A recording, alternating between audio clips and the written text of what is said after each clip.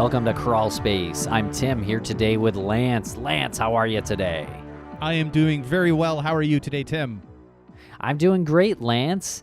And in this episode, we speak with really an amazing advocate for a problem that we are diving into, really an epidemic, the epidemic of missing and murdered Indigenous women.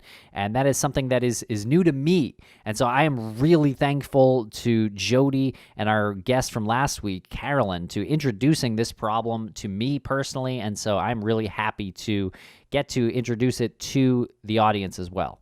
Yeah, it is an epidemic, like you said, and I would even add on marginalized to missing and murdered. There's a marginalized component to the Native culture as well. And we had Caroline Smith Morris on the podcast. She has written articles. She is an advocate. She is a legislative force, I guess. She's also a professor, but she is really at the forefront of someone who's not Native trying to bring awareness to this cause, at least from what we've seen. You can check out her writings at culturalsurvival.org. If you have anything to donate to this cause, it's a very important cause.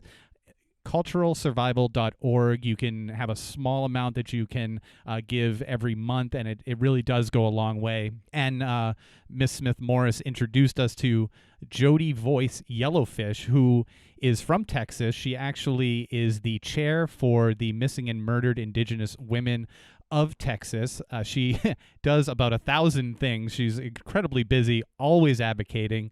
She's from the Muskogee Creek, Oglala, Lakota, and Cherokee tribes. She was born in Dallas, Texas, and she has been a strong advocate for this for a long, long time. Excellent interview here.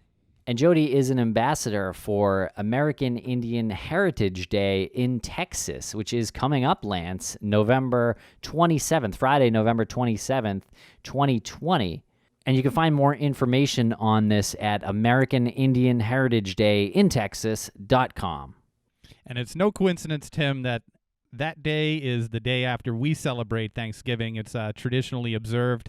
The Native American Heritage Day is traditionally observed the day after we celebrate Thanksgiving. So take a moment and let that sink in. Okay, everybody, thanks a lot for listening, and I hope you enjoy this interview with Jodi Voice Yellowfish.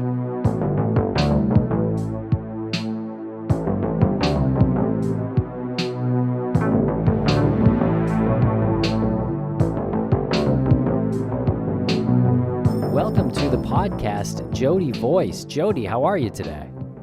I'm good. Thank you for having me. No problem. Thank you so much. We do know how busy you are. We know that you have several things going on, and what we wanted to focus on specifically for this interview is your work in the Missing and Murdered Indigenous Women, I guess, campaign, advocacy that you lead the charge on in Texas. How did this all start, and how did you decide to sort of formalize your organization? I've been aware of this crisis for forever, it feels like. In our area in Dallas, we're a relocation site, Dallas is, and so we have so many tribes represented in the North Texas area, but we're spread out. We're not in one small community, like if you live on tribal land and live on a reservation or anything like that.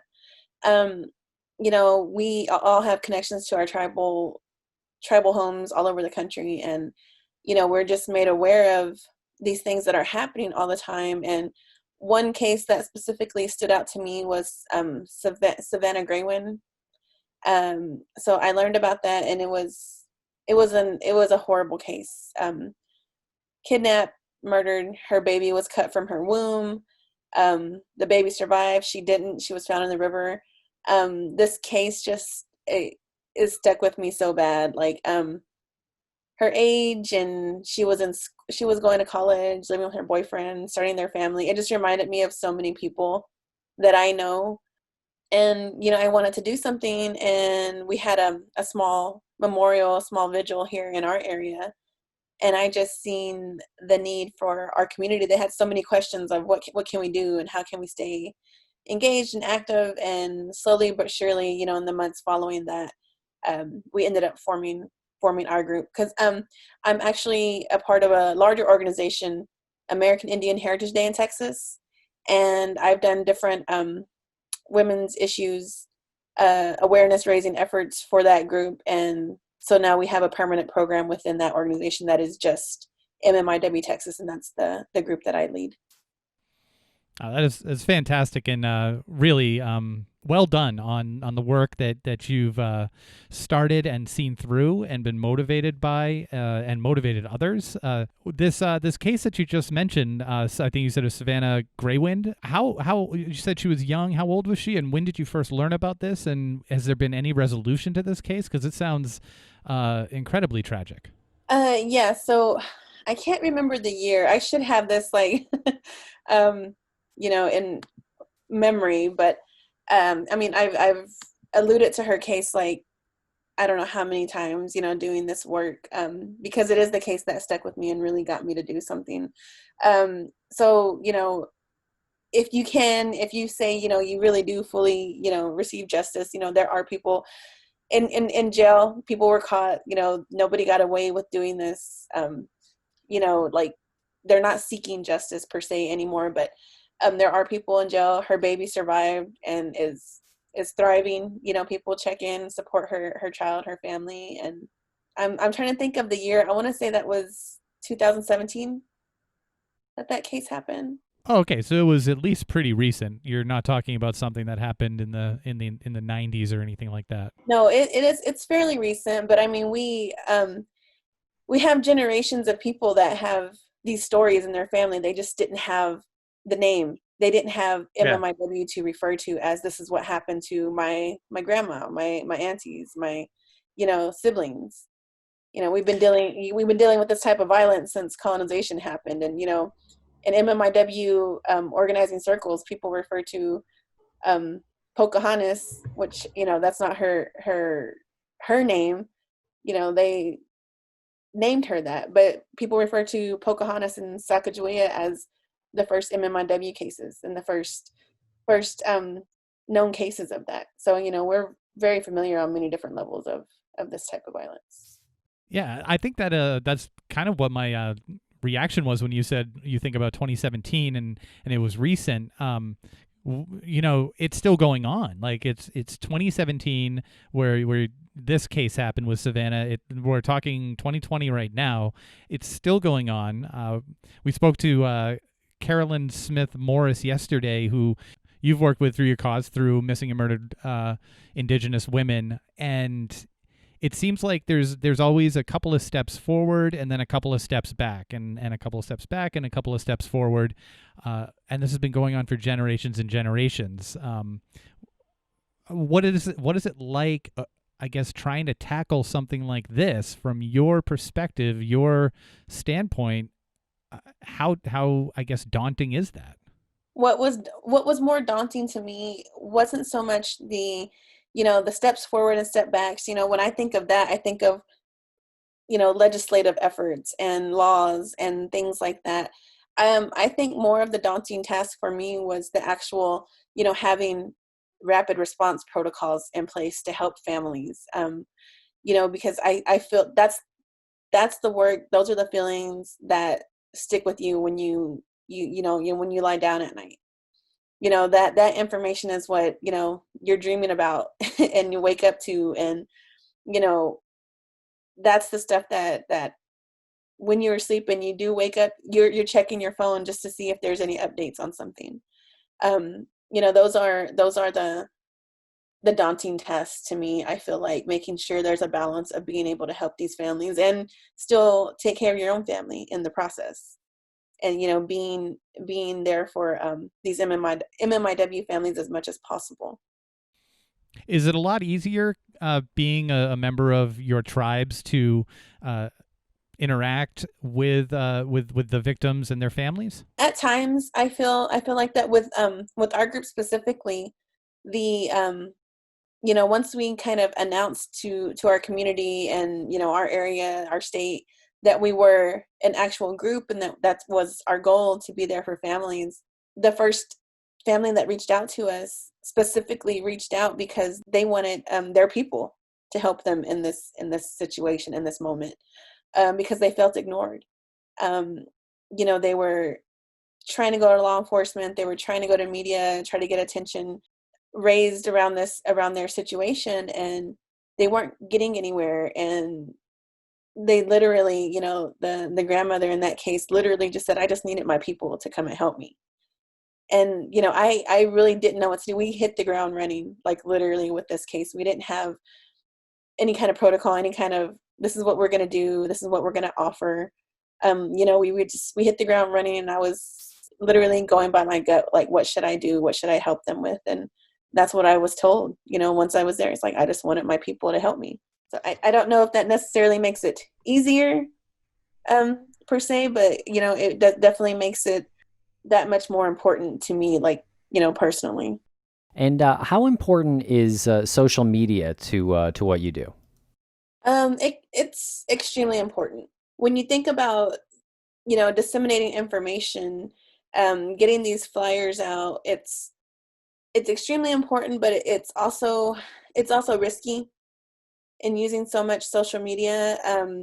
You know, our tribal people in the States, they tend to be quick to share the information. And sometimes, and this is one of the things that when we talk about like having a rapid response protocol, is helping family members understand that getting the information out is extremely important, but also knowing what information to share is important. You know, some families, they don't understand in that moment, because you are in a crisis situation where you're not thinking straight. Put posts up on social media, put flyers up that have personal emails or personal phone numbers. And within the, you know, within the realm of organizing around MMIW, you know, we have predators that exploit these people. You know, we've dealt with plenty of cases where, you know, these numbers are out there, and people start texting and emailing or calling and saying, you know, we have so and so, you know, give us this money. And that happens more often than not, I would say. So, I mean, it's extremely important to get the word out about somebody missing, but it's also extremely important, and sometimes not always there, the education surrounding how to do it properly. I just want to be clear. You said that when you put out the information regarding a missing person, you sometimes will receive information back that is like a ransom, that is fake. Yes. And how far does that go? Because you have to follow up on that, right? Yeah. So, I mean, it really depends. Like, we try to, one of the things that, you know, our group specifically, and many groups, if not all groups that help these families, you try to fill in that gap. You try to stand in there and make sure, help with media, make sure law enforcement, things like that. So one thing that we try to do is make sure families aren't putting that information out, that they are getting the proper response from law enforcement, and try to really understand the situation, to see if there's more to do before you start blasting on social media about this person isn't with us. When there is law enforcement involved in the case, which is what we want, so that there's a detective and a case number and things can be kept track of. When there is that situation, and you do start to receive any kind of text back and emails about, you know, like this possible ransom type situation, then it can be checked out through the agencies involved. Okay, and when you say law enforcement, do you mean a cooperation between federal law enforcement and tribal law enforcement? That really just depends on the situation, because there are actually more tribal citizens living in urban areas, like where we're located in Dallas, than on tribal land. So, you know, it really is a matter of the individual situation. We're supporting some efforts in Mississippi right now, where they could not get tribal law enforcement to help. Community did their own searches and came upon the body of somebody they were searching for. So they had no help whatsoever, and then immediately, once a body is found, then it's the FBI is involved.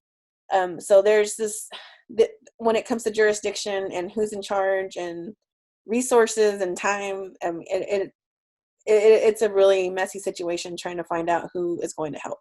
Yeah, that sounds exasperating. These crimes happen at a rate that's like astronomically higher than a white person. The murders, the missing, the sexual assaults, like they happen at a much higher rate.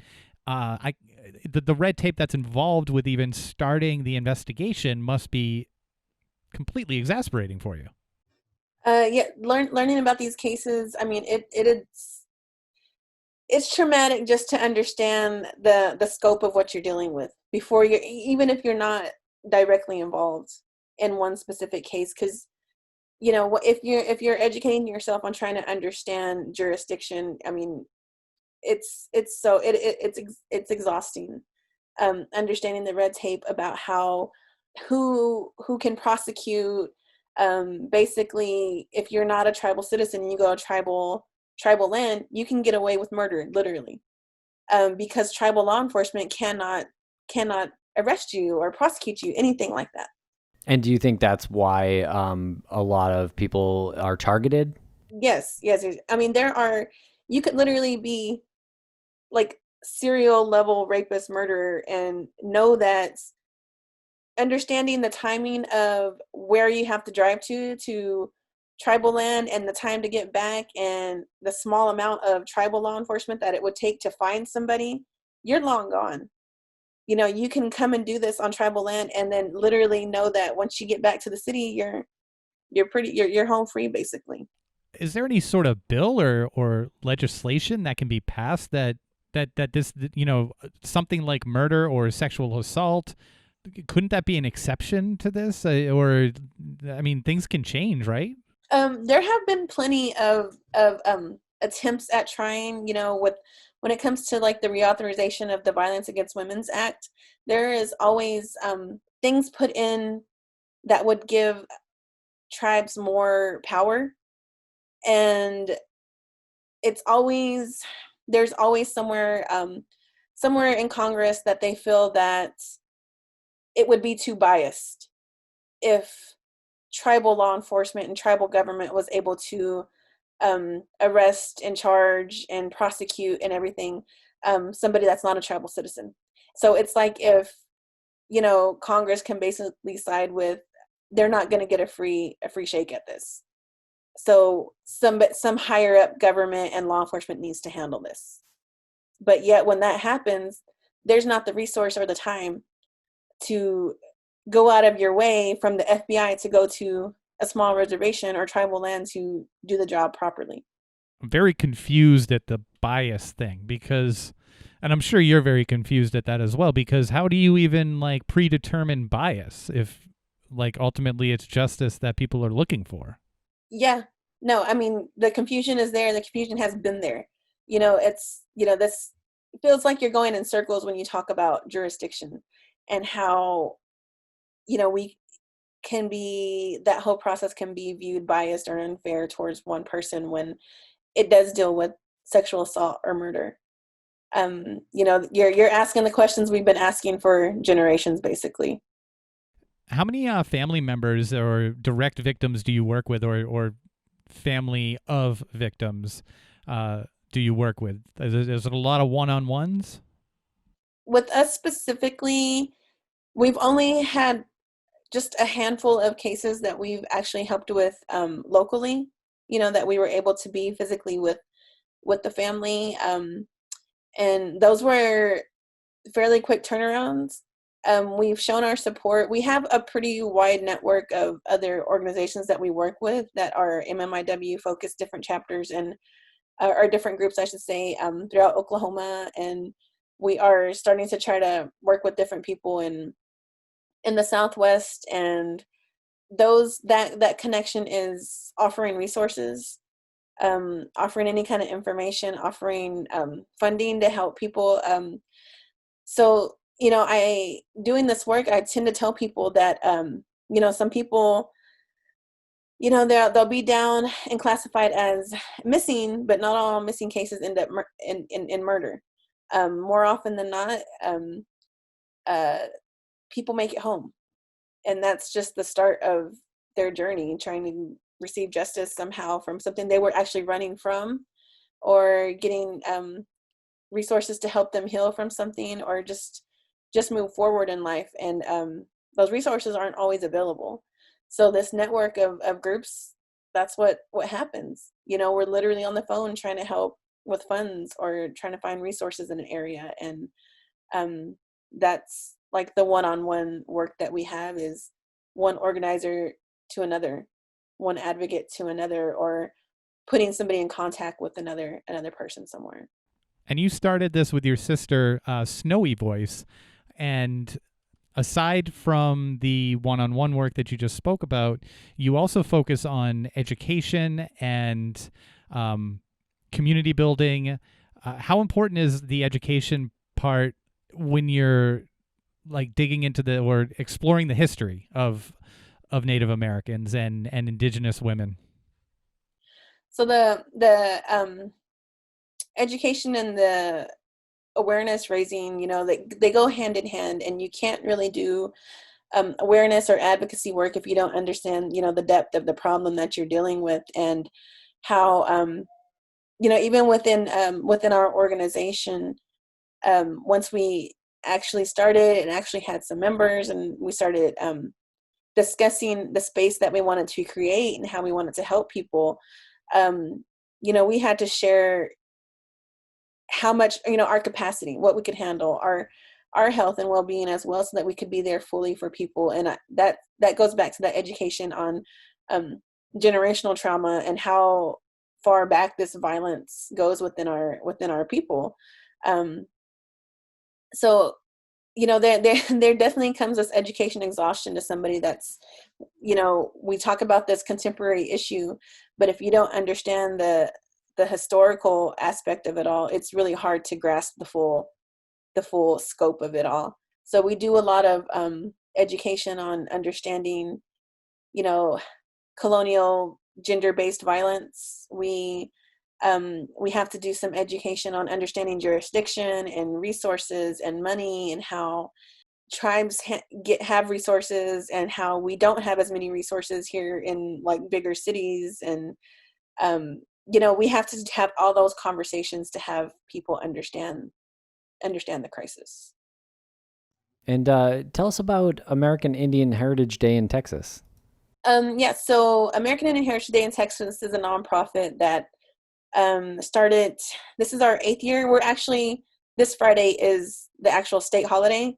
A group of, we're a couple of elders, Larry and Peggy Larney, had this idea to have a state holiday.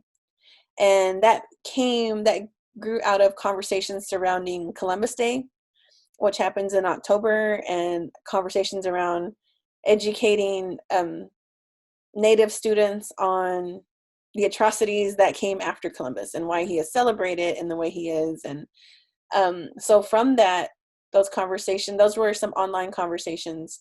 And from that, these elders in our community wanted to figure out how we could educate. And we learned that if you have a state holiday in the state of Texas, it's supposed to be acknowledged and educated upon in public schools. So our goal was to get a honest kind of contemporary take on celebrating history and celebrating contributions to society, in our city and our state. And it passed. It went through the House and went to the Capitol and everything, and it passed really quickly. We weren't even aware that it actually passed, because we were thinking this is going to be more of a fight to get done, but it passed immediately. And ever since then, this Friday is our actual 8th holiday since we got it started. And we have a huge celebration every last weekend of September. And this year we can't do it in person. We're doing a digital celebration. I'm actually hosting and moderating a panel over MMIW Saturday as a part of this celebration. But, from that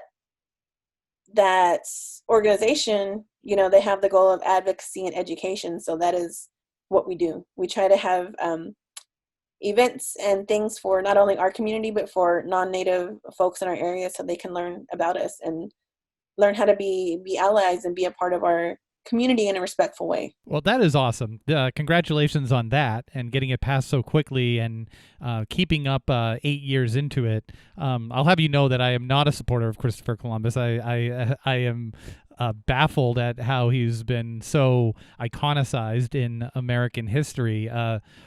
Why do you think that is? Why do you think that it's always been about Christopher Columbus? And I mean, I know even my niece, she's young, and when she was in grade school, when she was first learning about history, it's always been Christopher Columbus, and that he discovered America, and the native culture was always sort of a side note, kind of under the carpet type, sweeping under the carpet. Why do you think that is? I think that kind of deals with needing to have a figure, especially a male figure, be celebrated. There's a need to have a certain person and time and place referred to as, this is the beginning, this is the start, this is the person that did this, and it's just easier to, if everybody's on the same page, it's easier to keep it going, and that it came with this brand new, this new world, this discovery, this very positive notion of why he was here, which has never been, the truth that's been, shared and celebrated. It's never been that what we're all taught in public school, basically. It's easier to dismiss that, having the conversation of, it wasn't a discovery, it was an encounter, because people were already here. There was already a thriving culture. If you celebrate just that discovery and keep it at that, you're almost forced to dismiss the violence that came with that encounter to gain this land and to grow. And even though some people that came to this new world had a better life, that doesn't mean everybody involved had a better life. And I think that's why it's so easy for educators and government to celebrate it still to this day. Yeah, great. They have the messy conversations. Yeah, great points. I think the messy conversations are okay because what we've been told isn't really the truth. And that's kind of offensive, actually, when you think about it. Yeah. I've ever since we did the, American Indian Heritage Day, I've always talked about having an honest history and a truthful history, and we deserve to have that. And I don't mean just Native people. I mean that for everyone involved. If you attend any kind of education in your life, which is basically everyone in this country, you're exposed to some kind of education. And why do you have to be played as you wouldn't understand, or downplay this because it is ugly and it is messy? I never understood that, and it still kind of baffles me when I say an honest history, and that it's not just mine. It's not just our history. No, it's a great point. No one likes to be lied to, and kids. If the reason is, kids can't handle it, I think that's a bunch of bullshit. Maybe give it a couple of years and then do it, because kids are smart. They'll get it. Mm-hmm. Yeah. I mean, and the history, as messy and ugly as it is, it's pretty simple. Somebody wanted something that somebody had, and the way to take it was violently. That's basically what you would need to say to get the point across, to understand that. And kids get that. Yeah. And it's a restructuring of the educational system, I think, that needs to happen. And it's so easy to say, I know. I'm sure there's a bunch of people out there who are shaking their heads and saying that, this is like fairy tale land. But, like you said, Tim, if kids get it, maybe not at a certain age. Maybe you shouldn't say something at a certain age that is messy and violent but is the reality. So maybe that comes in a little later on. So then but don't lie. Don't give them some frosted coated version of history so that they don't have. Who's your favorite explorer? It's Columbus, right? He's mine. He wasn't even that good of an explorer, first of all. Yeah. What did he find? But no, it's endlessly frustrating when you look at how the system is in place, and and the information that is delivered to such young ears, because it takes twice as long to unravel that into the truth later on. And there is nothing wrong with saying it was messy and violent and I mean atrocious, like a genocide of a people, and we can't say to ourselves that we were capable of doing something that we have vilified other nations of doing, and which we've done. And that's I think the only way to have some sort of like solid change is to accept that and say, well, it wasn't me, it wasn't my father, it wasn't his father, it could have been his father. And that, that is something that I can't change back then, but maybe we can change moving forward. I think a lot of that has to do with pride as well. We actually deal with that a lot with American Indian Heritage Day and also MMIW work. We deal with, when we do this education, and it is a truthful history, that people are moved and they do understand. You have to confront the fact that, everything you've learned is a part of a system, and that system is working. That, we talk about changing the system, and, the system is broken. It's not broken. It's working the way it is. And that's why you are only aware of certain aspects of history. But when we do our outreach and our education, we're confronted a lot by a lot of guilt. People are always like, my ancestors did this, but that's not what we don't need you to feel bad. We don't need you to feel responsible for something that you had nothing to do. But you are responsible with understanding it and accepting your privilege about it, and understanding how to be an ally, and understanding how to support work that is still trying to come out from under that violence that maybe your ancestors were a part of. And that's the biggest goal of education and raising awareness, is that understanding. Because if we can get everybody on that page, then maybe we can change laws about jurisdiction and who we can prosecute and resources and things like that. Like that's the goal of the education that we do. Yeah, it's just easier to not vilify white people. So let's just keep going that way. I mean, we because we straight up have people or be like, they're, white people come up and they're like, I don't know if, it's like, no, we can't say specifically your ancestors did this or that. I mean, I'm sure to an extent we can, but there has to come a time where you can't accept that as that's who you are. You're going to have to step outside of that, step outside of your comfort zone and be like, that's not me. I acknowledge the privilege, but that's not me, and you can be different. And is there anything that people can do to help your cause, to contribute to MMIW right there, anything that has to do with like legislation or writing their congressperson? So when people ask me about what we can do, people of course they always they want to donate, but it's easier to and I get asked, people find our page or find me online, and people will ask about that, but I see that they're not in my area, and I tell people that I'm sure there's somebody that's doing this work near you in your city, much closer, that needs funding. And when I say funding too, I don't mean huge donations, because some of these people that do this work are just individuals that are doing their best to help their small community in this large city. So that's my first piece of advice is, you have to find that person that's doing it near you. Because if you can find that person in your city, then as a resident of a city, you can talk to your city council, you can talk to your mayor, you can talk to and go up the ladder to make changes with law and law enforcement or legislation. There's a huge process to all this, and most times when you want bills passed, you have to have the backing, you have to have the info, you have to show a need, you have to prove the need on paper, basically. So there's a lot to do.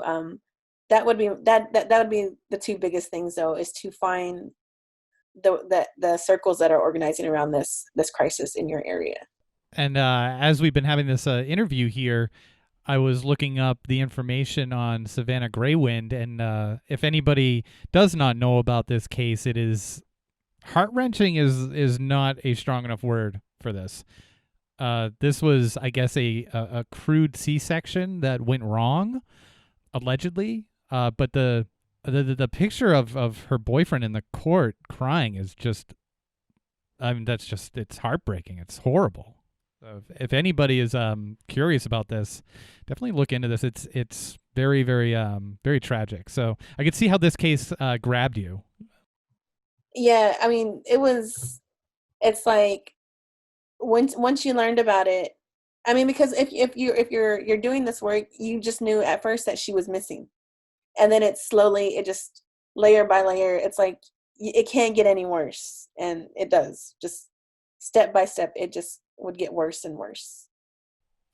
And I don't think that this is a very uncommon occurrence either. I think there's probably dozens and dozens of similar stories.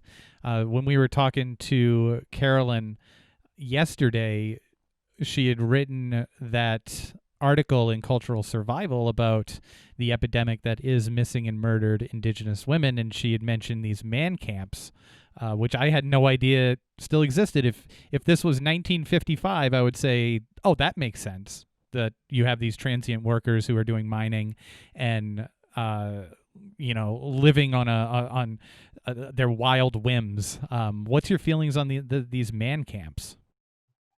Yeah, so with these man camps, you have to understand the depth of, what energy extraction is, and what that means to, with Native people in general in this country, with our connections, the earth is sacred. We have ceremony, we have language, we have things just for our respect of the land. And what energy extraction does is basically comes and rapes the land. So, within our cultures, we have this very, this correlation between how women are sacred and the land is sacred. So the more that happens to our land, violence happens to our women. People see this connection strong since, the beginning of time. And what these man camps are basically energy corporations coming as close to possible to tribal land. I mean, literally as possible, like close as possible. Like people can be on tribal land and take a selfie, and you can see the trailers, just all these tons of little white rectangles behind them that are going to house workers. And this is our reality, like it's right outside of tribal land. All of these single men come and to work on these, to do this energy extraction. And with them, they bring alcohol, drugs, and there are horror stories about what happened to women. And I mean, there are horror stories about children, toddlers, young boys being passed around in these man camps to sexually satisfy these workers. I mean, literal stories about toddlers and children. And I mean, that's our existence. That's our reality that people do not know about. And to stop this, you literally would have to stop an energy corporation, which is one of the most daunting tasks I can even imagine. We've had, the Keystone XL pipeline and Dakota Access Pipeline, and we've seen how these fights played out literally with the world watching, and they're still happening. Even with those fights, energy extraction is still happening. Oil is still being taken from the earth, which means there are still these man camps and still the problems that they bring in. So, I mean, how I feel about it, it's heartbreaking and, exhausting and angering. And, how do we stop it? We don't know how to stop it. How do you respond to leadership saying that all of the work that the energy companies are doing, well, they're just putting, they're putting American citizens to work. These are jobs. You want to take jobs away from people? What is your response to that? It doesn't take very long to put pipelines in. These jobs do not last, and once they are put in the ground, They average less than 20 jobs. They can have man camps full of hundreds of people, but they're not there that long. But while they're there, they raise hell and they tear apart tribal communities. And for what? For a few, literally a handful of jobs throughout the country. And there's such a great risk, not only to our communities, in a physical, tangible sense, but also to the land. I mean, these pipelines don't just affect us. Just because they're near tribal land doesn't mean that when they leak, that the water I'm drinking on tribal land is different than the water you're going to drink next to it. So the entire thought process of utilizing pipelines that go all the way across the country is just ridiculous, basically. Oh, you're 100% accurate. There's several different ways that this could get done, and it does not have to do with throwing pipelines in the ground. It's dangerous on many levels, and not mentioning the human level of these man camps and the violence that happens when things get out of hand there. It's something that's never talked about. I don't know about Tim, but I had never heard about this until I read that article that was written in Cultural Survival. It's I've heard about the pipelines and the native lands, and I never heard about these man camps. And again, like, I don't know why it's better to stay in the past as citizens here, as like a culture here. We can't seem to get out of our own way with like, again, that felt like something that happened in like the 30s and 40s and 50s. Like, why aren't we in 2020 with other alternatives? And if you can't, if you're talking about jobs that aren't very significant in the first place, why can't you train these people to do something different? Why can't you put money into that? So it's very frustrating on this end. I can't imagine what it's like for you and your fight. Yeah, I mean, it's extremely frustrating, and to see that, that our government is okay with the amount of energy extraction and oil extraction that is happening, that they're okay with this, knowing that they're setting our tribal governments up for failure. Keeping our power at the very minimal level of what we do have, knowing that we can't arrest and we can't prosecute, and allowing these companies to set up man camps full of hundreds of people that can get away with literally murder and assault. I mean, it's devastating. It's if anything, it brings you down, and you don't know exactly what to do at different points except help the victims and the victim families. Well, I guess that's partly why social media is so important, and just exposure, more exposure to these issues. I know this is something that I'm not super familiar with, so I know it's great for me to hear it, and I'm sure there's a portion of our audience as well that is not very familiar with these problems. With the man camps, it's shocking to a lot of people when we talk about, when we mention it. It's the first time they've ever heard of it. And understanding the depth of the problem that is oil extraction and pipelines didn't really get any awareness until Standing Rock happened. And that kind of, Standing Rock was pivotal on so many levels, because of not only, the land issues and tribal rights and tribal sovereignty, and it opened the door to understand our lack of resources, infrastructure, and of course, the crisis that's MMIW. And can you just give us a quick background of Standing Rock? We do know that it involved a pipeline in the Missouri River, but for anybody who doesn't know what happened at Standing Rock? Yeah, so Standing Rock is tribal land. It's a reservation, and that there was an individual that had land and was a cultural bearer, and could share about the stories of their ancestral homeland, and knowing what could happen to their ancestral homeland with the Dakota Access Pipeline, they put a call out for people to come and understand and learn about this. And the people that answered were the youth from that tribe.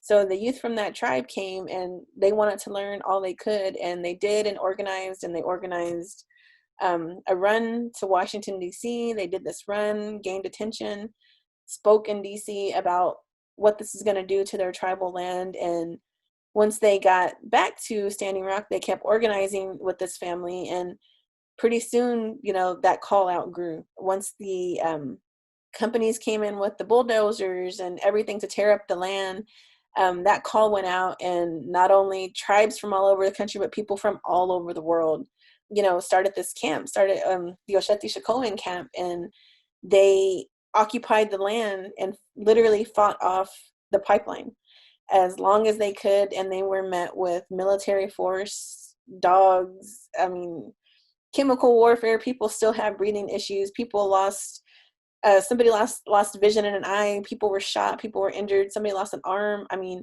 These things were horrible. And it took all of that to get that attention to our rights and our sovereignty and how these things are being violated. And like I said, the violence that goes against our land goes against our people. We deal with the same type of violence. And, understanding Standing Rock and what that did for all of our rights it's extremely important part of our history to understand. The pipeline was actually completed in, I think, 2017, though, correct? Mm-hmm. And is this the same pipeline that then sprung a leak? They all leak. It's not a matter of if, it's a matter of when, and they all do. And with the Dakota Access, it was actually the people of, I believe it was Pierre, South Dakota, voted to not have it go through their city because it was so dangerous, because they knew it was going to leak. And so they rerouted it and made it go through tribal land and let it go through ancestral land. And, it doesn't matter. Like I mentioned earlier, it doesn't matter if it's going through a city, going through tribal land, you're going to drink the same water and feel the same effects of when that oil leaks into the ground. But, that's where we're at, is dealing with the leaks now, dealing with what the fallout is of these pipelines. Well, it's really ridiculous. I'm looking at an article from ABC News, and the Keystone Pipeline in North Dakota. They wrote about the leak there is 383,000 gallons of oil, says which could fill more than half an Olympic-sized swimming pool. That's just going into the land, and you are completely accurate when you say this isn't just tribal land. It's the land. It's going to continue to go past the made-up boundaries that are drawn in the sand there. It's going to go into any land that is porous. So it's not just not good for the tribal communities, it's not good for everybody. Yeah, and Dakota Access Pipeline actually would cut through like the largest aquifer in the United States, the Oglala Aquifer, which provides, I can't even think of the number of homes with drinking water. But I don't know why those facts are ignored or how they can be ignored, but that's the reality of what we're dealing with. Oh man, well I didn't think we were going to talk about oil pipelines, but I'm glad we did, and you're more than welcome to come back at any time. And you mentioned the Oglala. I'm so sorry, I'm pronouncing that wrong. The Oglala Aquifer. Yeah, and that's your tribe, right? Yeah, I'm Oglala, Lakota, Muskogee Creek, and Cherokee. Gotcha. 3 different tribes, yeah. Yeah, thank you so much, Jodi, for joining us here today. We really appreciate this, and thank you for allowing us to bring these issues to our airwaves. We really appreciate your time. Thank you for having me. I'm always appreciative any time I can get to raise awareness around any of these topics, especially MMIW.